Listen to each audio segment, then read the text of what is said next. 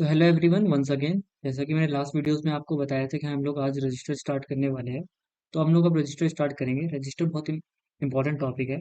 आप fourth semester में micro processor नाम का एक सब्जेक्ट पढ़ेंगे, उसमें भी रजिस्टर्स का बहुत यूज है। तो आपको यहाँ पे बेसिक आना चाहिए कि रजिस्टर्स क्या होते हैं, कैसे काम करते हैं। तो आज हम स्टार्ट करने वाले हैं रजिस्टर्स, राइट। देखिए, जैसे हम आज स्टार्ट करते हैं। अब पहले डेफिनेशन पढ़ते हैं। अ processor register, CPU register is a one of the small set of a data holding place that is a part of the computer processor। अब क्या होता है, कंप्यूटर के अंदर एक छोटा सा प्लेस होता है जिसको हम रजिस्टर्स बोलते हैं, राइट। अब हर एक मतलब एक रजिस्टर्स होते हैं। अब क्या करते हैं, ये कुछ ना कुछ परफॉर्मेंस कराने के लिए यूज होते हैं। एक तरह की टेम्पररी मेमोरीज की तरह काम करते हैं और प्रोसेस करते हैं हमारे डाटा को। अब मान लो हम जो छोटा सा काम करवाना चाहते हैं हमारे सीपीयू में। अब क्या है कि उस छोटे से काम के लिए हमें छोटी सी एक मेमोरीज की स्पेस चाहिए होगी। अब क्या है, अगर सीपीयू को हम लोग वो इंस्ट्रक्शन देते हैं, मान लो कि अगर मेरा ये डाटा प्रोसेस करो। अब क्या, वो वापस से मेमोरी के पास जाएगा, वहां से डाटा लेके आएगा, बहुत टाइम लग जाएगा। तो आपने मेमोरी हिरार्की में भी देखा होगा कि सबसे ऊपर हमारा रजिस्टर मेमोरी होता है, जो कि बहुत फास्ट होता है और बहुत ही स्मॉल साइज का होता है, राइट। और ये सीपीयू के सबसे पास वाला जो मेमोरी होता है वो रजिस्टर ही होता है, राइट। तो रजिस्टर से डाटा फेच करके एग्जीक्यूट कराने में सबसे ज्यादा हेल्प होती है। सीपीयू को टाइम बचता है, हमारा टाइम बचता है, सीपीयू अच्छे से यूटिलाइज हो पाता है। तो रजिस्टर उस काम में आता है। ठीक है। तो हम लोग आगे बढ़ते हैं रजिस्टर्स। अब रजिस्टर अब हमने समझ लिया है कि क्या होता है।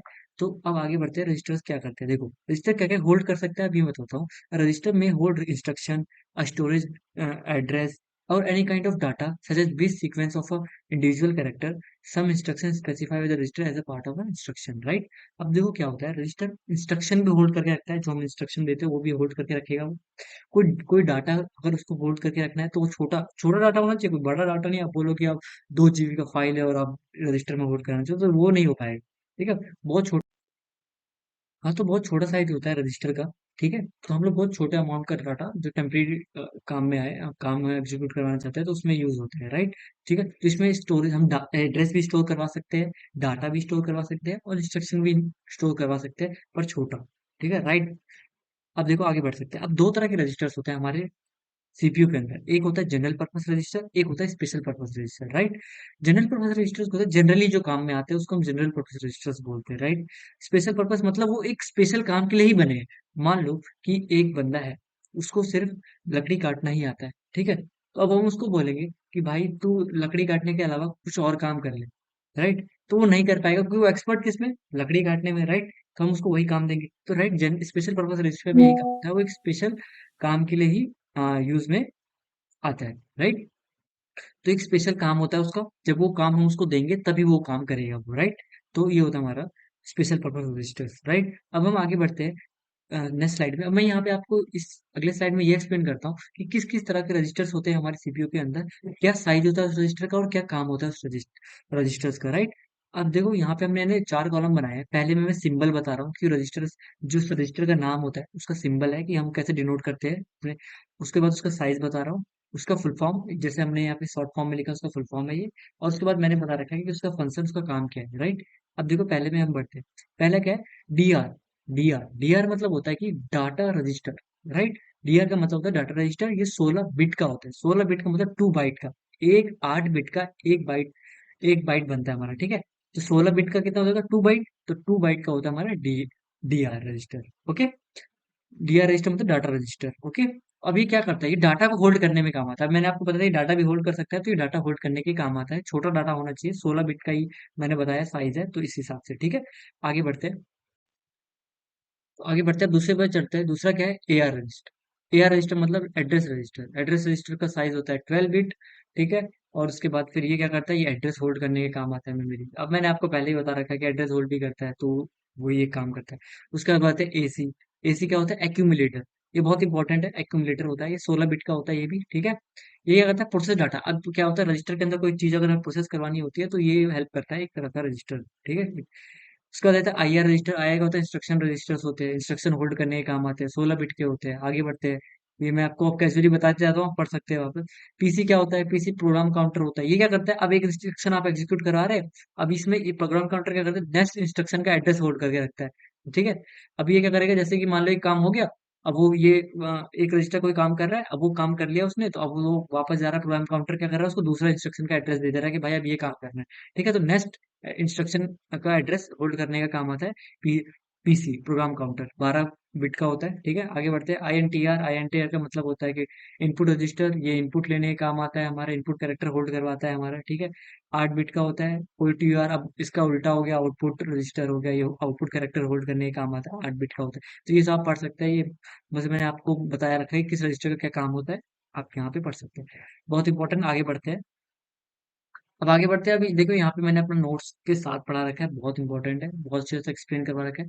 Register transfer language. अब रजिस्टर ट्रांसफर लैंग्वेज होता क्या है, पहले हम ये पढ़ते हैं। रजिस्टर ट्रांसफर लैंग्वेज होता क्या है? A symbolic notation use to describe the micro operation transfer among the register is called register transfer language. Short form में मैंने आरटीएल लिखा रखा है यहाँ पे। ठीक है, अब देखो क्या होता है ये। अब मान लो कि एक रजिस्टर से दूसरी रजिस्टर में कोई डाटा ट्रांसफर करना है। उस डाटा ट्रांसफर को हम बोलते हैं माइक्रो ऑपरेशन करना है। ठीक है, तो उस माइक्रो ऑपरेशन को ना सिंबॉलिक फॉर्म में हमें रिप्रेजेंट सिंबॉलिक फॉर्म में रिप्रेजेंट करने को हम लोग आर टी एल बोलते हैं, राइट। वापस से बता देता हूँ। मान लो एक रजिस्टर से दूसरे रजिस्टर में कोई डाटा ट्रांसफर करना है, तो उसके एक रजिस्टर है, मान लो दूसरा रजिस्टर है, उसके बीच में डाटा ट्रांसफर करवाना है हम लोगों को। उसको हम बोलते हैं माइक्रो प्रोसेसर, माइक्रो ऑपरेशन बोलते हैं ट्रांसफर करवाने को।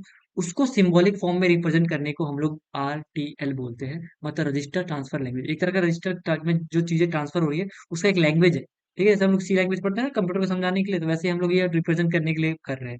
ठीक है, क्या कि पता चले कि किससे क्या काम हो रहा है हमारा। ठीक है, आगे बढ़ते हैं। अब यहाँ पे मैंने माइक्रो ऑपरेशन का वर्ड यूज किया था, तो उसी का मैंने डेफिनेशन बता दिया है, मैंने आपको बोल भी दिया। The basic operation perform on the information store in the in one और मोर रजिस्टर। अब क्या है कि एक एक रजिस्टर के अंदर कोई डाटा पड़ा है, उसके ऊपर कोई प्रोसेस करवाना है हम लोग को, कोई डाटा, उस डाटा को प्रोसेस करवाना है, तो वो उसको माइक्रो ऑपरेशन बोलते हैं। ठीक है, आगे बढ़ते हैं। आगे बढ़ते हैं। अब रिप्रेजेंटेशन ऑफ रजिस्टर, रिप्रेजेंटेशन हम कैसे कैसे हम रजिस्टर को रिप्रेजेंट कर सकते हैं। अब सिंपल है, एक तो सिंपल मान लो ये R1 रजिस्टर, अभी एक रजिस्टर है, उसको हम सिंपली R1 से रिप्रेजेंट कर दिए, ये R1 रजिस्टर है। ओके, दूसरा देखो, अब यहाँ पे क्या है, ये कितने बिट का है। अब कितने बिट का है, तो देखो मैंने 0 1 2 3 4 5 6 7 8 7 तक लिखा है, मतलब ये 8 बिट का रजिस्टर है। ठीक है, ऐसे भी आप इसको रिप्रेजेंट कर सकते हैं, या फिर डायरेक्टली आप यहाँ पे देखो लिखा हुआ है 0 से लेके 7 तक, ऐसे। ठीक है, तो ऐसे भी आप रिप्रेजेंट कर, इसको ही शॉर्ट फॉर्म कैसे करके मैंने यहाँ पे लिख दिया R2, मतलब रजिस्टर मान लो। R2 मान लो एक रजिस्टर है, R1 भी एक रजिस्टर था, तो वैसे रजिस्टर को हम ऐसे भी रिप्रेजेंट कर सकते हैं, 0 से 7 तक लगे डायरेक्टली। अब इस 8 बिट का था, अब यहाँ मान लो 16 बिट का आ गया, तो 0 से 7, फिर 8 से 15। ठीक है, अब 0 से 7 क्या होता है, ये लोअर बाइट, अब ये लोअर बाइट स्टोर होगी यहाँ पे। जैसे 0101 हमारी बाइनरी वैल्यूज होती है ना, उसमें जो लोअर बाइट होगा ना, लोअर बाइट आपको बाद में पता चलेगा क्या होता है लोअर बाइट हायर बाइट। ठीक है, जो लोअर बाइट होगी वो यहाँ पे स्टोर होगा, और सेकंड हाफ जो होगा वो हायर बाइट स्टोर करेगा। तो पार्टीशन कर दिया हमने एक रजिस्टर का, कि 0 से 7 तक लोअर बाइट, और फिर 8 से 15 तक हायर बाइट स्टोर होंगे। ओके, अब आगे बढ़ते हैं हम लोग। सो नेक्स्ट हम लोग पढ़ते हैं रजिस्टर ट्रांसफर। अब रजिस्टर ट्रांसफर क्या होता है ये हम लोग पढ़ लेते हैं। अब देखो यहाँ पे मैं पढ़ता हूँ इसको। देखो, information transfer from one register to another is called register. अब एक रजिस्टर से दूसरे रजिस्टर पे कोई डाटा ट्रांसफर करना है, कुछ भी चीज एड्रेस ट्रांसफर करनी है, तो उसको हम लोग बोलते हैं रजिस्टर ट्रांसफर। ठीक है, मतलब एक रजिस्टर से दूसरे रजिस्टर पे हम लोग कुछ चीजें ट्रांसफर कर रहे हैं, तो R1 एक रजिस्टर है, उसको R2 में कुछ सेंड कर रहा है वो, तो ये एरो क्या दिखा रहा है, ये एरो कर रहा है कि ट्रांसफर कर रहा है ये। R1 कुछ चीजें R1 को कंटेंट कुछ R2 में, जो R1 के पास जो कंटेंट था वो R2 को ट्रांसफर कर रहा है। ठीक है, तो ये एरो का मतलब है ट्रांसफर करना। ठीक है, अब मैंने यहाँ पे लिख दिया transfer content R1 to register R2, मतलब R1 का जो कंटेंट है वो R2 के अंदर जा रहा है। अब वही लिखा है कंटेंट ऑफ R2 रिप्लेस, अब R2 में कोई कंटेंट था, उसको रिप्लेस करके वो R1 का जो कंटेंट आया वो वहां पे आ जाएगा। ठीक है, तो यही चीज है। उसके बाद क्या हुआ, अब देखो क्या होता है, transfer happen in one cycle, मतलब कि ये जो ट्रांसफर होता है ना R1 से लेके R2 में, जो कोई डाटा या फिर कोई एड्रेस ट्रांसफर होता है, तो ये एक ही साइकिल में होता है, एक ही क्लॉक पीरियड में होता है। ठीक है, मतलब कोई इंटरमीडिएट नहीं होगा इसके अंदर। ठीक है, एकदम से R1 से लेके R2 में कोई इंटरमीडिएट नहीं, एक ही क्लॉक साइकिल में ये काम हो जाता है। क्लॉक साइकिल के बारे में आपको आगे पता चलेगा क्या होता है। ठीक है, तो ये मैंने अभी इस वीडियो के लिए समझा दिया है आपको। अब मैं नेक्स्ट बढ़ूंगा। जो अब मेमोरी ट्रांसफर आता है हमारे, इसके बाद प्रोसेस में ऑर्गेनाइजेशन आता है, और स्टैक ऑर्गेनाइजेशन आता है, राइट। तो देखो क्या है, हमारा जो मेमोरी ट्रांसफर हो जाता है इंपॉर्टेंट नहीं है, हम लोग डायरेक्ट पढ़ते हैं। हम लोग इसके बाद पढ़ेंगे प्रोसेस ऑर्गेनाइजेशन, उसके बाद हम लोग पढ़ेंगे स्टैक ऑर्गेनाइजेशन, जो कि बहुत इंपॉर्टेंट है, और लास्ट में हम लोग पढ़ेंगे एड्रेसिंग मोड। ओके, ये 3 टॉपिक बचे हैं, बहुत छोटे छोटे टॉपिक्स हैं, मतलब जो हमारा प्रोसेस ऑर्गेनाइजेशन है, ये जो है वो बहुत छोटा टॉपिक है, एक में कवर हो जाएगा। ठीक है, इसके बाद मैं स्टैक स्टार्ट करूंगा। स्टैक बहुत इंपॉर्टेंट है, स्टैक ऑर्गेनाइजेशन, तो स्टैक ऑर्गेनाइजेशन मैं यहाँ पे आपको बता दूंगा। स्टैक ऑर्गेनाइजेशन के बाद हम लोग फिर एड्रेसिंग मोड पे पढ़ेंगे, जो कि इंपॉर्टेंट है, फिर हमारा फर्स्ट यूनिट खत्म हो जाएगा। ओके, तो इस वीडियो के लिए इतना ही। होप करूंगा कि आपको वीडियो अच्छी लगी, और कोई डाउट होगा तो कमेंट सेक्शन में आप मुझसे पूछ सकते हैं। इस वीडियो के लिए थैंक यू वेरी मच।